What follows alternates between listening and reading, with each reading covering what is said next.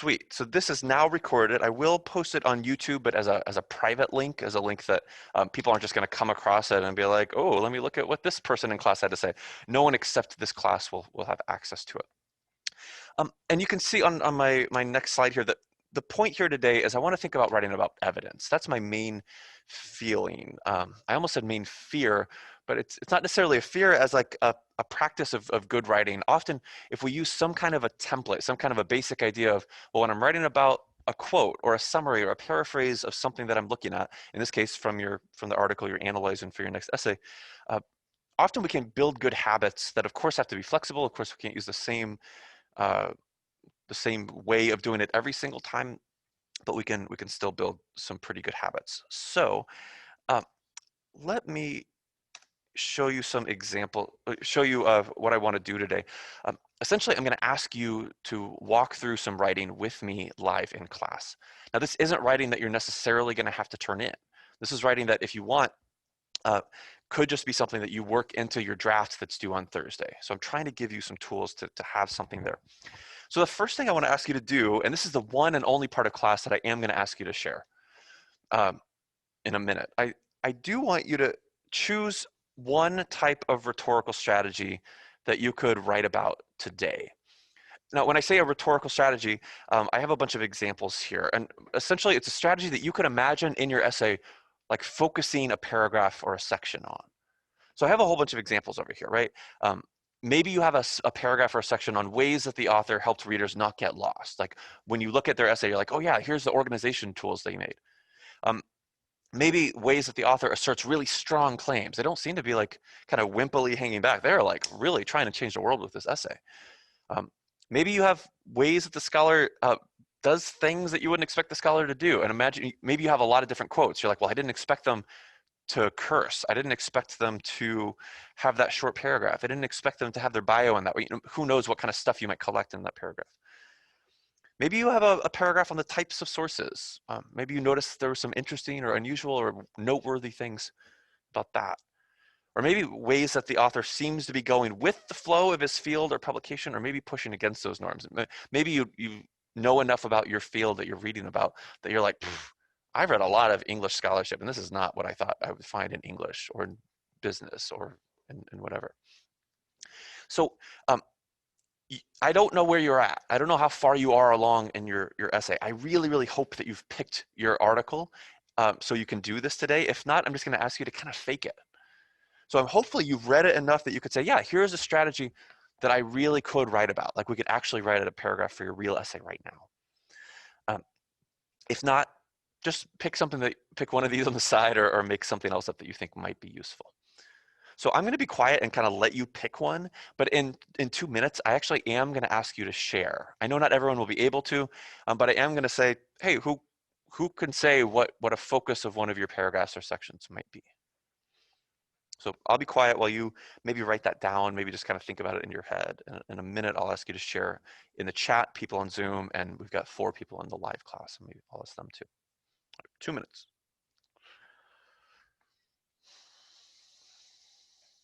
I'm gonna hide that.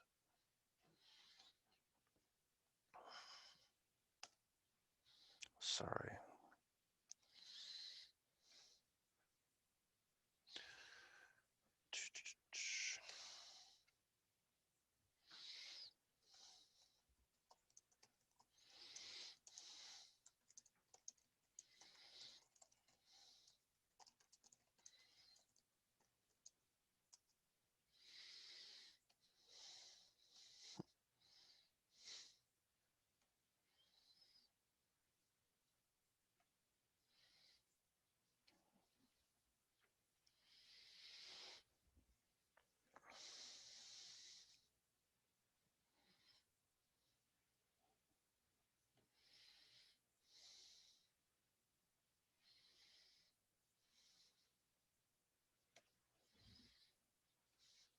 So I'm gonna ask people who are zooming in and ask people in the class. This is the only time I'll do this to share a strategy that you might write about.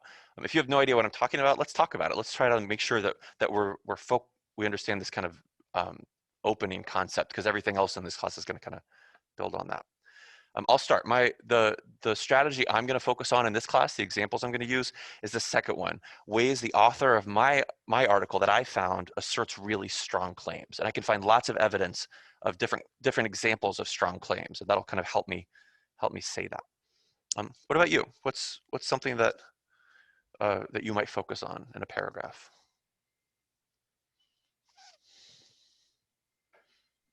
I found something for ways the author helped readers not get lost.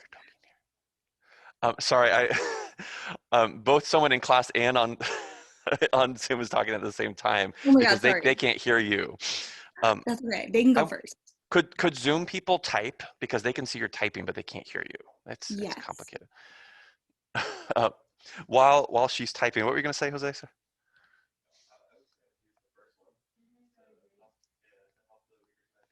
Yeah,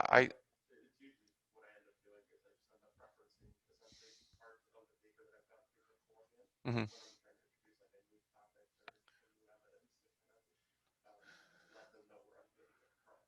I love that. Yeah, and Zoom people, what a couple people in here are saying, they really like this first one, the idea of ways the author helped readers not get lost. And again, what I like that is it's a big picture idea that you could prove in a lot of ways that we're talking about here.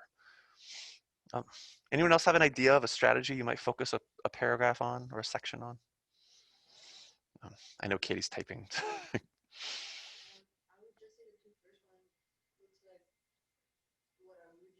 Hmm.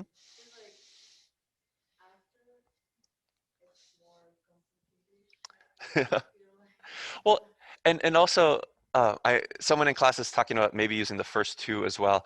And please don't hear me say that these are better than other ones. These are just two that I think would work for my article.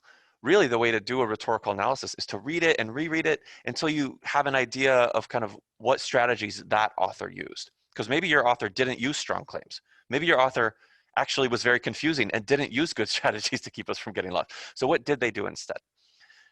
If you can't read it, I see on the chat, Katie saying, I'm going to write a paragraph or two about ways the author helps the reader not get lost, what we were just saying. My author divided the overwhelming info into labeled sections, which makes the information being presented more concise and less intimidating. Great, that makes a lot of sense. Uh, Let me pause just for 15 more seconds, just in case anyone else on here is planning to share something if they have an idea. And I'm going to move on.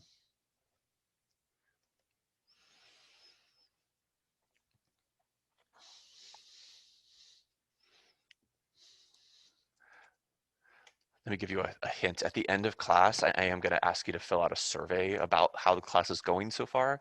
And part of it will, one question will be, how do you like classes like this? Should we do more Zoomy type stuff? So maybe if you're feeling frustrated, you can respond later. It's okay. Let's keep going. Um, so here's what I found. I went to the databases and I just searched for the word remix. I looked for newer articles that were scholarly, that had the word remix, and I found this article by Abigail DeKosnik called "Why It Matters That Black Men and Queer Women Invented Digital Remix Culture." You can see it's in the Journal of Cinema and Media Studies. If we have more time later, sorry. If we have more time later, I'll show you a little bit of what I found about that author and a little bit about what I found about that journal. I have those tabs open in my browser. Maybe that will help me know some of her rhetorical situation, where she's coming from, what kind of things she's done, who she's writing to, what kinds of things she's trying to comment on. Um, oh, by the way, I see Nania's mentioned in the chat types of sources the author relies on. Mine had way too many sources, like 20. I think that makes a lot of sense. We could see, do we see any themes in the way that they cited people? I've noticed that some people are citing only very strict scholarly sources, and some people seem to be dipping into all kinds of other sorts of things. So I wonder why that's appropriate sometimes in some fields. And like I told you, my rhetorical strategy, the one I'm going to focus on for this exercise, is I noticed that DeKosnik, my author, she keeps using these really strong claims. It almost, even though it's an academic article, it almost does sound like a manifesto in some ways. And here's a few quotes that I found, and you notice they're from every single page. This is where it starts: 156, 157, 158, 159. And this is her very first sentence of the whole thing. It's like an assertion. Black men and queer women invented digital remix culture. She just like mic drops right away. And so there's a feeling right away of like, I'm not going to pull any punches here. I'm not going to say maybe. I'm not going to say perhaps, or we should investigate. She says, this is how it is. Later, she uses phrases like, I assert that. We should. It matters. So that's going to be my paragraph. I can imagine a paragraph in my essay doing that. So here's your next step. And I actually want to ask you to really do this right now for your essay. Um, I'd like you to write the first sentence or two of a paragraph that could actually focus on the rhetorical strategy that you might write about. Again, if you have no idea, just fake it for now. Pretend you have an article in front of you. Um, so let me read to you my example over here on the right. That's how this will usually be. I'll have an example on the right, and I'll kind of have instructions on the left. Uh, my example, and these dots suggest that this is not the beginning of my essay. I'm imagining there's an introduction or two beforehand, maybe even more body paragraphs. And somewhere in the middle, I'm like, okay, now it's time to talk about this strategy specifically.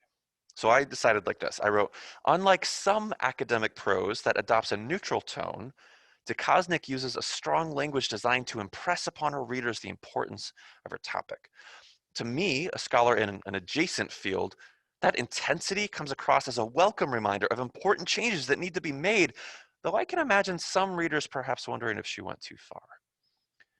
So you see a few things I'm doing. One, I'm only using her last name because I've already introduced her first name earlier. I'm pretending that, so now it's just Ducosnik every single time, Ducosnik. Um, I'm also very clearly in my first sentence telling my reader, the focus of this paragraph is strong language. I will not focus on anything but strong language in this paragraph. I'm signaling my topic. And then I'm also throwing in this thing on the left. I'm throwing in some judgment, some assessment, some how effective were her choices in my mind. And I'm kind of being complicated about it. I'm like, well, I love it. I think it's great that she's being so strong about a topic that matters. But I'm also thinking, am I not her audience? I wonder if her audience loved it as much as I do. You could do that. You know, rhetorical analysis often does that. It says, I see this as working effectively in this context for this audience, but not as well for this audience. I know that's harder in academic language because you might not know the context quite as well, but it's okay to guess. It's okay to say, it seems to me, or I'm as far as I can tell. So I actually want to just be quiet for 2 or 3 minutes. I'm not going to ask you to share this one. Try writing a topic sentence like this that introduces it. Don't put a quote in yet. Don't put evidence. We're going to get there later in the paragraph. But first, introduce your big topic. Introduce a strategy. Give it a shot. You can handwrite. You can type. But please actually try to write something.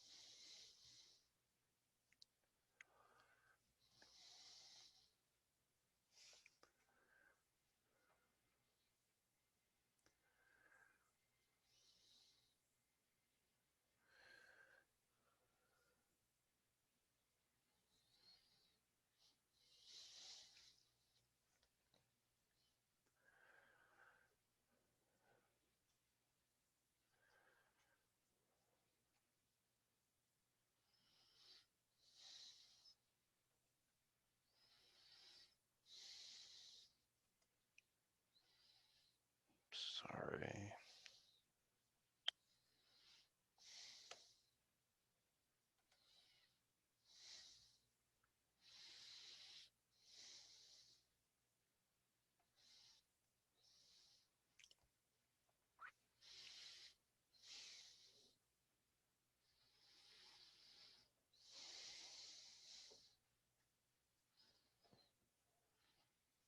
I know you might not be done with your draft topic sentence. You'll have time to kind of go back to it. Here's what I'm getting at. Here's my underlying point is that I find that too often, especially in rhetorical analysis essays, too often I feel like students want to start the paragraph with the evidence. They want to start the paragraph with, one thing that I saw Ducosnik say is this quote. And sometimes I'm like, you got to build me up to this more. Tell me more of what this paragraph is even about. Why are you telling me this? How do you connect this evidence to other? So I know this might not be super clear yet, but I really think that rhetorical analyses that are the best, they show you as the scholar, as the student, gathering all this evidence and kind of putting it in piles you know, to kind of, we talked about that last week a little bit, saying, all right, this type of stuff is here and that should go in that paragraph and this type of stuff should go here. What makes it hard in some ways is that you have to come up with the piles. I can't give them to you because I haven't read your article. So let's move on to step 3, and I'm going to refer to a phrase that I've used a little bit in class, just really briefly, called the quote sandwich. This is just a screenshot from Google Images to show that people talk about quote sandwiches a lot. It's not a phrase that I made up. Um, the idea of the quote sandwich is you can't really see any of these, but they the idea is that if your quote is the meat or the middle of the sandwich, the idea is that it's never good to just drop it in and walk away. The idea is that you build up to a quote. You tell your readers, here's what I want you to know from this quote or this evidence or this summary or this description. And then you also follow it up with, here's what I wanted you to notice. I know that almost sounds like it's asking for repetition, but it doesn't have to be. So I want us to kind of practice writing a paragraph that follows that. So step 3 is the top bread of the quote sandwich. You can see over here on the right, the ... This is the sentences that I just finished, right? I just don't have room to show you the whole thing. So I just finished a sentence, and then here's what I went into. I said, for example, she, my author, she repeatedly uses language that asserts what scholars ought to do or believe. This occasionally gives her article the welcome tone of a manifesto or a protester in the streets. Now notice that I haven't brought in my quotes yet. Remember, I had all those quotes kind of gathered last time, and I have them ready, and I'm kind of itching to get them in my paragraph, but I'm kind of like, nope, hold back. Before I tell you what the paragraph, before I tell you what that evidence says, let me contextualize. Let me tell you a little bit more about how to understand it. The for example is a perfectly fine phrase. I've had teachers say, don't use for example, and I think it's fine. It's a signal to your reader. Here's what I'm getting into. So again, give that a shot. If you had to say, you know now what your paragraph is on, you know what rhetorical strategy. I'm going to be quiet again for 2 or 3 minutes. Can you find an example in your essay of your author doing that? And can you imagine how you might build up to that? Doesn't have to be complicated. It can just be one sentences. I used 2 because I found myself having a lot to say. But try to find some evidence in your essay and introduce it. Keep your paragraph going.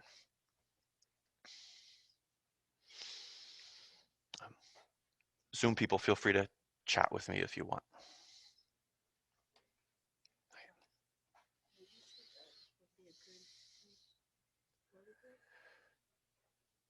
Hold on, let me mute this really quick.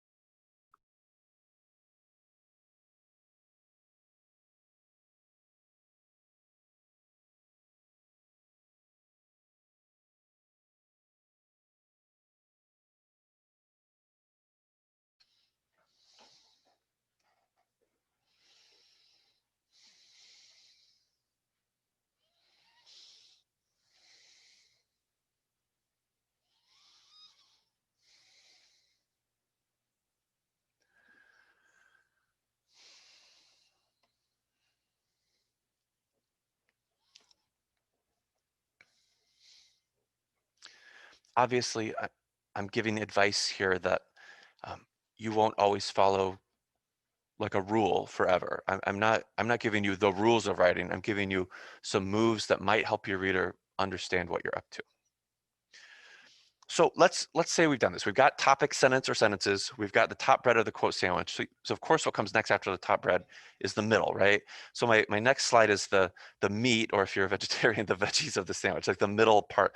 So I'd like you to try smoothly moving into the quotation itself. Hopefully you have a quote. If not, maybe smoothly moving into a summary or a paraphrase or something like that. So you can see how I did it here. And then in a second, I'm going to show you 3 possible ways that you might want to smoothly move into your evidence. You notice I had 3 quotes because the part of the whole point of my section is that she uses strong language multiple times. So I felt like I had to prove it multiple times.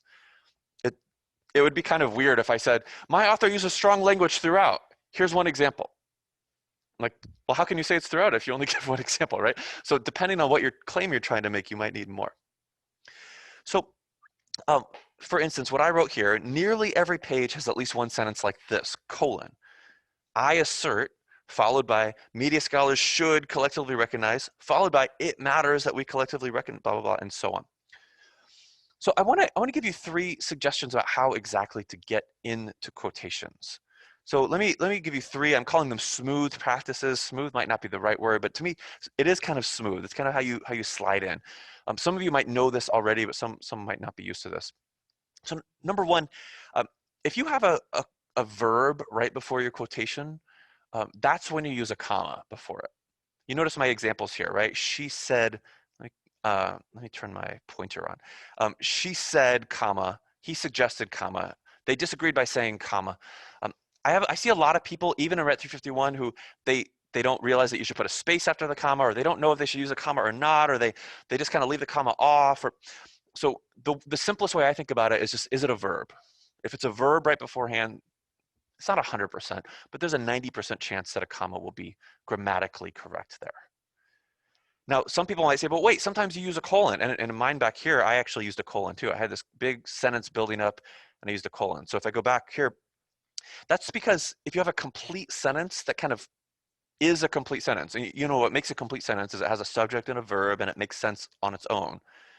So if you have a complete sentence, a colon can often be really appropriate right before the quote, because what a colon does, everything before a colon builds up to the thing after the colon. You know, you're like, one thing is driving me crazy, colon, your mother. You know, like whatever it is you've got before, colon, here's the end of it. So that's what I've got there. She said something horrible, colon, the quote. He suggested an obvious point, colon. Complete sentences in a way that he suggested isn't a complete sentence. So often that's how I'm kind of deciding. Do I need a comma? Do I need a colon? Do I need something else? It depends on what felt right as I build up to it. However, there's also this kind of more complicated thing that you saw me doing. Often you don't need a whole sentence when you're quoting. Often, especially in a rhetorical analysis, you're just picking the little parts, right? So sometimes you just pick a single word that you work into the grammar of your sentence. And sometimes when you do that, you won't need as much punctuation around it because the quote kind of just naturally fits in. So I made this sentence up here a second ago, but you can see I wrote, although earlier in the article, she uses the word remix to describe this phenomenon, citation for where she uses the word remix, right? Later, she starts writing assemblage, page number, and collage, page number, more often. Uh, so, so you see, I don't always have commas or colons because it just fits with my sentence, right? It makes sense. Now, people often wonder, where do I put my citation? How much do I put there?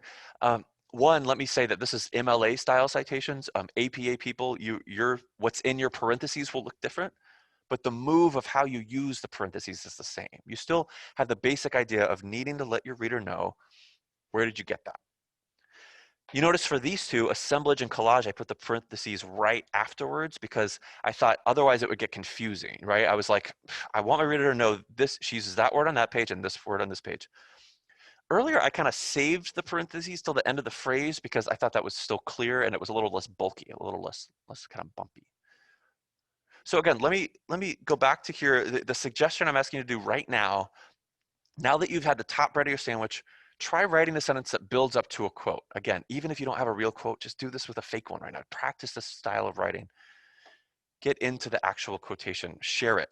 But in general, I would say in general, I would try one of these 3, or if you have some other suggestion, share that in the chat too. Okay, I'll be quiet for a second. Try to add a quotation to your paragraph.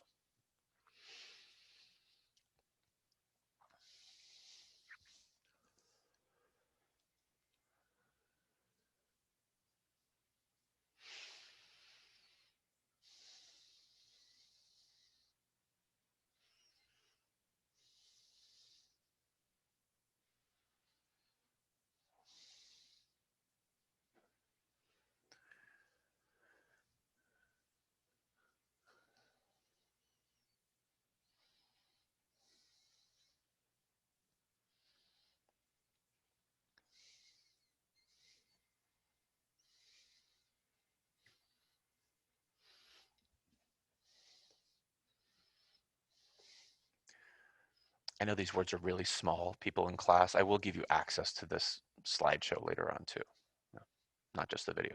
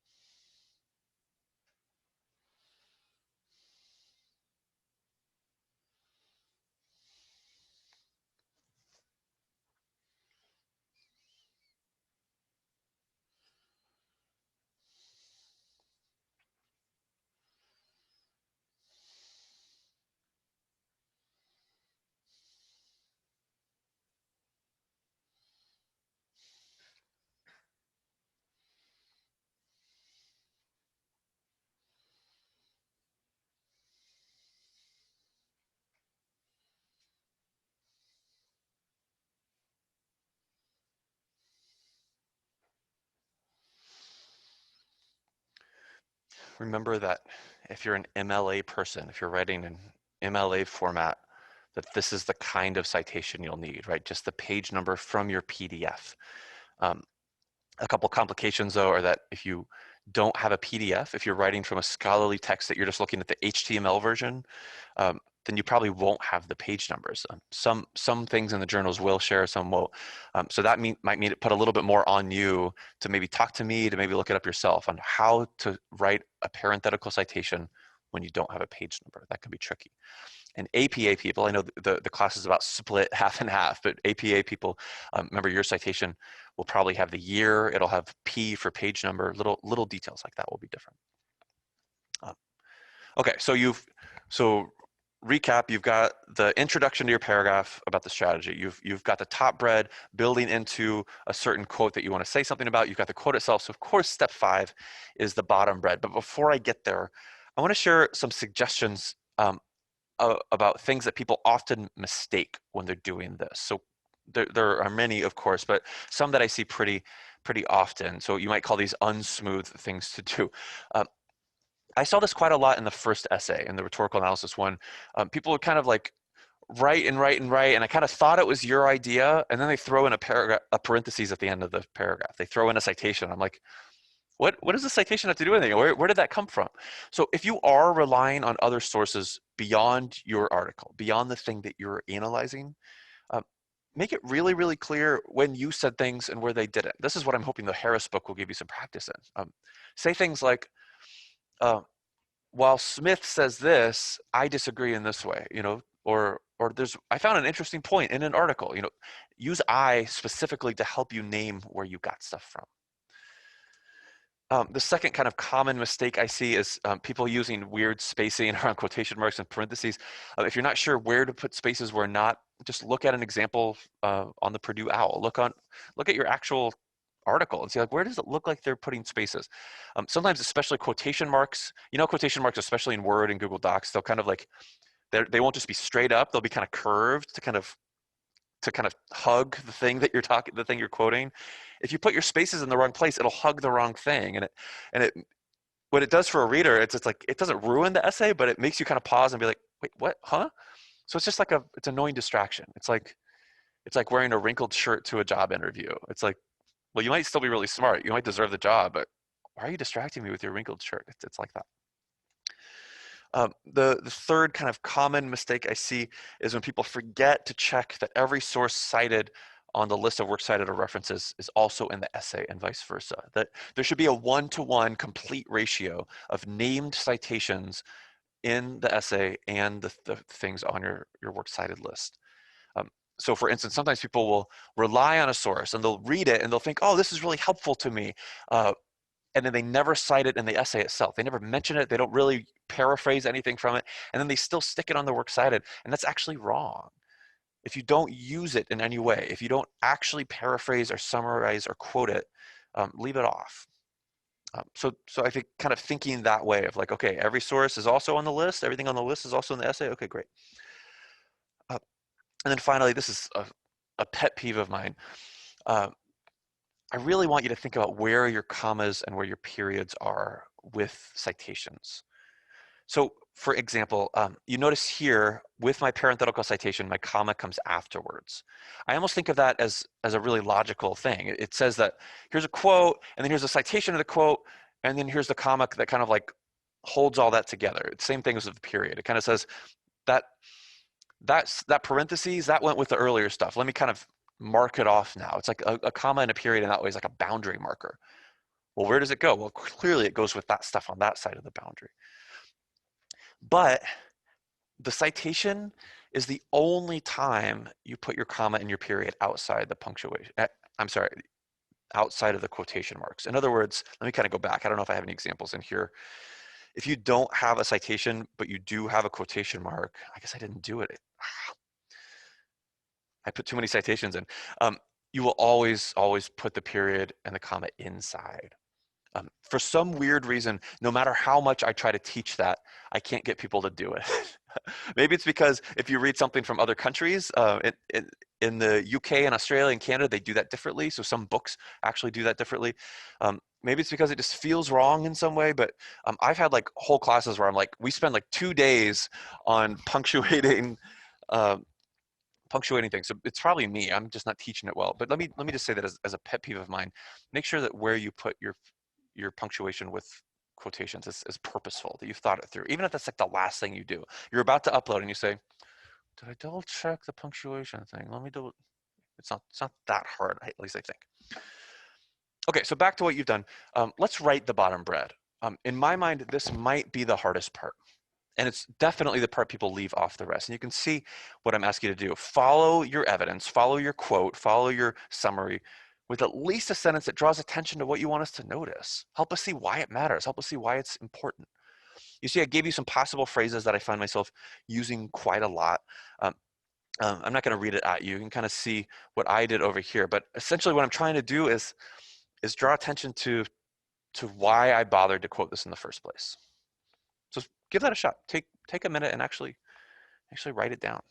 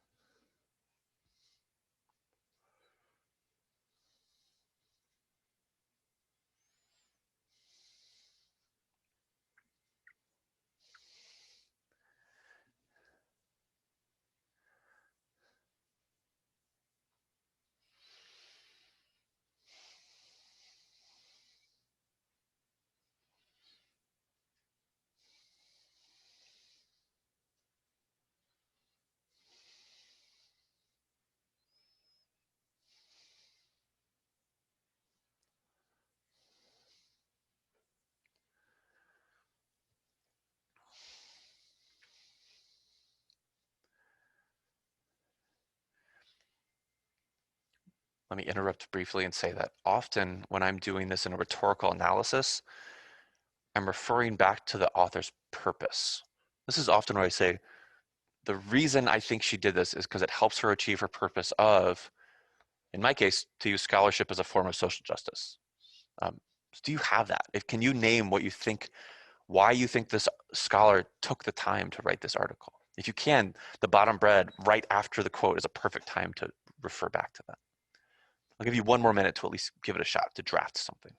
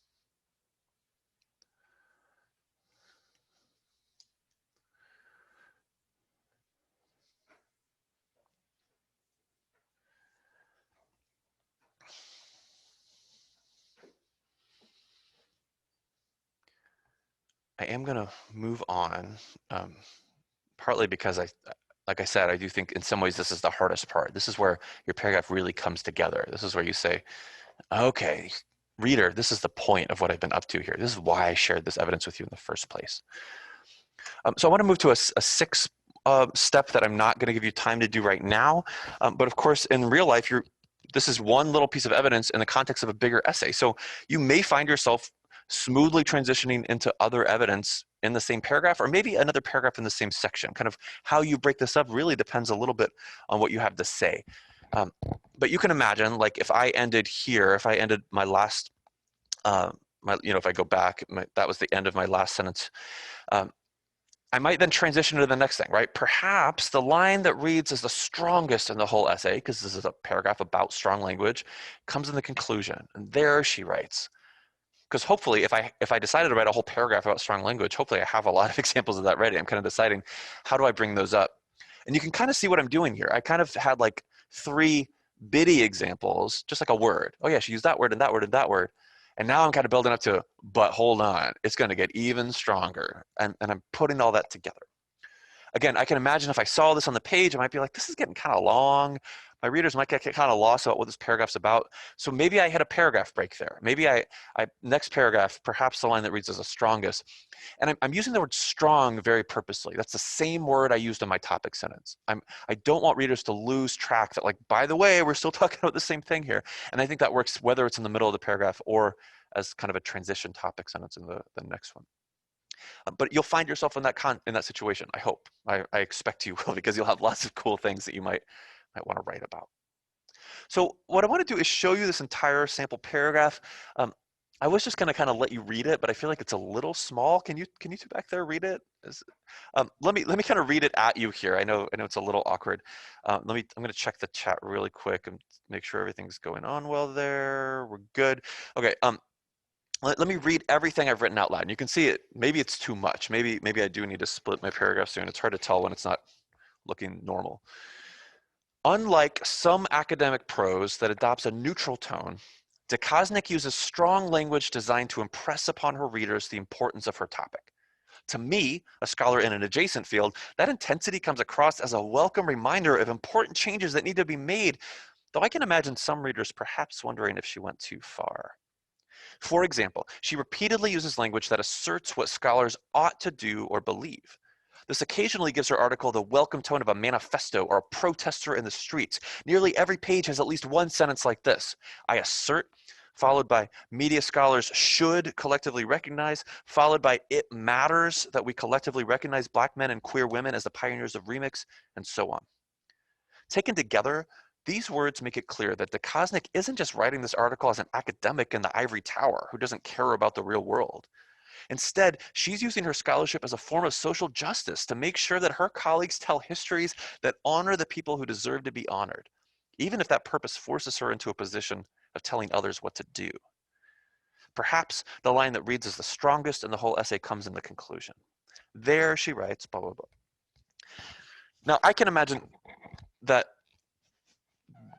in reality, as I'm revising and drafting, I might do this a few other ways. I might find that I kind of like my bottom bread so much, my why this matters so much, that I might actually choose to kind of put that after more examples. So you might have tons of examples in the middle and kind of one big bottom bread that kind of sums up the whole thing. You might find yourself wanting new bottom bread every single time. But the point is that I'm not just going to put those quotes out there and assume they make sense, assume that readers know what to do with them. One reason I like this exercise, which of course you could just do on your own later, if you're like, I was not prepared for this today, I couldn't really write this. Of course you could walk through these steps later. One reason I like it is because it gives you stuff. Often with a rhetorical analysis, I hear people saying, I don't know what to write about. And for me, what I usually say is, well, have you first chunked a lot of different observations into strategies? Can you name strategies that your author did? If not, then don't even try, because you have to have that first. But once you have a strategy in mind, you can write this, and I don't know how many sentences that is, but I'm well on the way to a filled up essay, right? If I did 2 kind of lengthy body paragraphs like this, toss an intro and a conclusion on there, I've got myself a rhetorical analysis, or 3 or 4 or 5, right? It depends. But I, I wouldn't think that 2 body paragraphs like this was too short. Let me point out a couple other interesting things here, um, just while I've got the whole paragraph. And again, I know it's hard for people in person to see. You can look at this later if you want. Um, I noticed as I was writing, kind of almost instinctively, I kept referring back to things that readers already knew. And this is actually a thing that writing scholars talk about. They've observed that smooth writing, writing that seems like it has good transitions, writing with good segues, it often has pronouns or references to stuff that the readers already knew at the beginning of the sentence, and then it says something new about them. So can I just draw attention to those? Even by saying Dekosnik, I'm saying, hey, this person that you already know about, because I already introduced her first name earlier. My next sentence, early on, I say, that intensity. I'm referring to intensity that I just mentioned. Well, what about the intensity? Well, I've got new stuff to say about it in this paragraph, in this sentence. For example, an example of the thing I just told you. This occasionally, anytime you use the word this or that at the beginning of a sentence, that's a good thing because it's telling readers, let me say more about what I just told you. Over here, I use the phrase these words. What words? The words I just quoted. Instead, it's a transition to show a relationship, right? Here was one idea, and now I have a new relationship to that idea in my next sentence. Um, Perhaps the line that reads as the strongest. Okay, I've already talked about strong up front, so now let's talk about the strongest. Let's use the same word. There, in that place I just mentioned. Again, I know this seems obvious. I know we do this naturally a lot of the times, but I have read a few people's essays, even in this class, where it feels to me like you like wrote a sentence and like walked away and got a drink, and then you wrote the next sentence, and then you like watched some Netflix, and then you wrote the next sentence, and they don't feel connected. That doesn't mean you have to delete those sentences. It means that you go back and you add references to known stuff, to previously stated stuff. See if there's a place where you can add some thises and that's and those and theses at the beginning of your sentence. Add some pronouns, add some references to that transition in. One more thing while I've got this, I'm going to highlight it in white. This was me kind of wondering, how wordy was I? We've talked a little bit about wordiness. I asked you to read that source on wordiness. And one of the key ways that we dodge wordiness is we make sure our subjects and our verbs are close together. Um, and let me show you an example where that isn't the case in this very last sentence. Perhaps the line that reads as the strongest in the whole essay comes. Okay, so the subject of that sentence is line. Perhaps the line, then we have this long in-between clause, the reads as the strongest in the whole essay comes. So really the subject verb pair is the line comes. So part of me is like, if I did that a lot, that would be annoying to a reader. They would constantly have to be like, read the subject. Okay, what about the line? What about the line? Blah, blah, blah, blah, blah. The line comes in the conclusion. Okay, finally, thanks. I think mostly I wasn't doing that too often. Most of my subject verb pairs are pretty close together, so I could probably get away with one.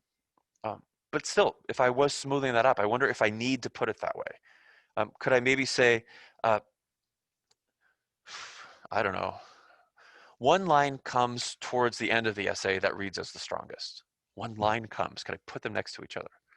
Not a big deal, but often, as someone who struggles with wordiness, as you probably know by now, uh, that's one way to help my reader get through that wordiness. One way to guide them.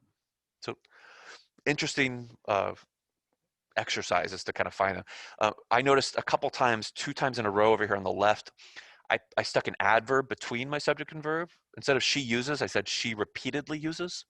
Next sentence, not just this, oops, not just this gives, this occasionally gives. Uh, if you find yourself doing that too often, as I probably do, you can usually pull that adverb out, right? I could say, occasionally, comma, this gives her article. Not a big deal. Maybe that slows the rhythm down in a way that I don't want to in that moment. But again, throwing too many things in between can feel off. Make sense? You're with me on that? So let me kind of sum up, and then I want to see what connections and thoughts you all have. So remember, the main takeaways here is that yes, I'm giving you a formula, but formulas only really work when they're flexible. Don't write every paragraph like this in every single class in every context and expect it to work. That's almost the point of this class, is that different kinds of writing and different academic fields use different styles. So use this if it works, especially if you feel like you don't know what to say. The purpose of this formula is the second one, to never assume your evidence speaks for itself. I've said that enough times. Um, Maybe I haven't made it clear enough until today that it is your job to classify and order the evidence. By the evidence, the stuff in your article. That's I am looking to see what you, the smart scholar, has made of this essay, how you want to walk me through it, how you've organized it, how you've drawn attention to what matters the most. You don't need to be comprehensive here. This is not an essay where you have to say, I will tell you all of the choices that this person made. I want to know the ones that are most interesting.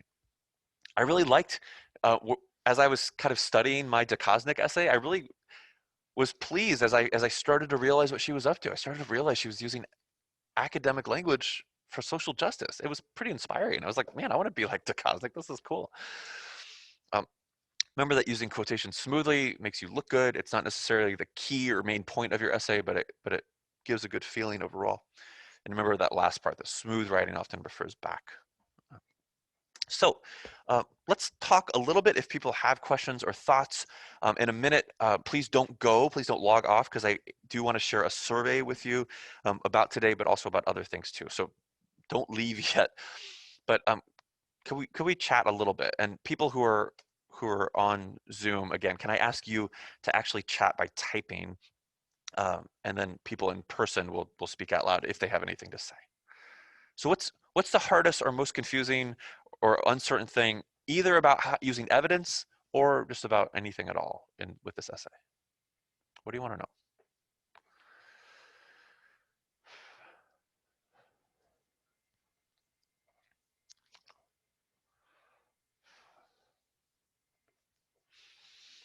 I'm going to pause like extra long because I know some people might be typing. So sorry if this is awkward.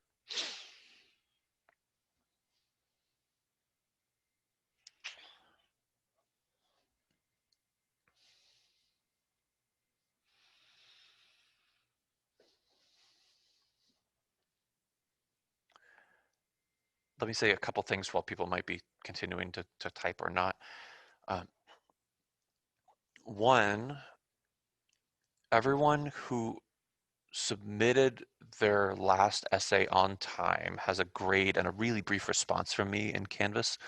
If it came in even the day after, I put you in kind of the second batch, and I think there's 6 of you left, and that's what I'm going to do right after class today. I'm going to eat lunch. I have one short meeting, and then you should have a grade and a response from me. I know I've taken a long time. Sometimes that can give you kind of a clue of like, oh, I really need to focus on X or Y as I keep drafting this next one. So obviously don't. Uh, it matters more to do well on this based on what you want to do, but sometimes you can learn a little lesson from that. Uh, I feel like I had something else to say and I lost it, so it's okay. So here's what I want to do. Again, keep talking if you want. I'm going to keep sharing my screen, but I'm going to X out of that, and I want to share a link to a survey with you. And what this is it's a survey that it's partly, it does mention today's Zoom. It does say, hey, here's some basic stuff that essentially, should we do this more often? Should we do more kind of Zoom optional stuff? Should we start messing with the who attends when? But part of it is just, how are you doing in class? Like, are there things in this class that every single week bug you that you haven't had the chance to tell me? I do want to say really honestly that you can make this survey, um, what's the word? You can be anonymous or not. The very first question will say, do you want to put your name here? And you can put your name if you feel like it, but you don't have to if you don't want to. And the reason for that is, if you do put it, then maybe I could have a chance to follow up with you. If you're like, I'm so mad about this, maybe I'll be like, oh my gosh, thanks. Let's talk about how to make it better. But if you'd rather be mad or happy otherwise, that's fine. So people who are in class, I did put a link to this under week 8, I believe. So I would like you to actually do this today before you leave. I'm just gonna double check that it's actually there. Um, yeah, it's down at the bottom of week 8. People who are on Zoom, um, you're allowed to log off, but can I please request, since it is just 11:54, that I did leave time on purpose so that you would do this now. I really do want those results now. And the reason for that is because you can see I haven't put week 9 up yet.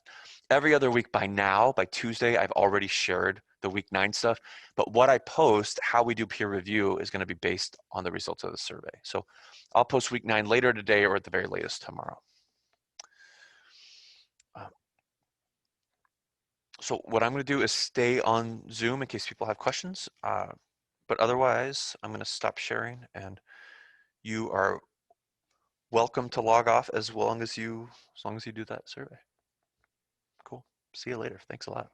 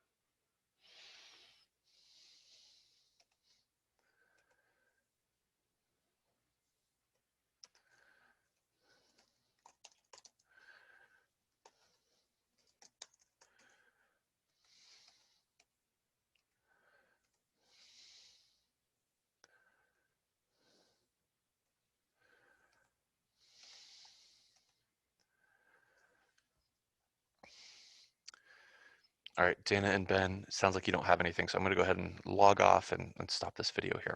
I'll see you guys Oh, I later. thought we have to stay on until we're finished with the survey, right, though? As long as you do the survey, you don't have to stay on Zoom. Oh, I'm sorry. Then I misunderstood that. That's the only reason why I kept the Zoom open. I probably said it Yeah, both and ways, so that's my bad. Okay.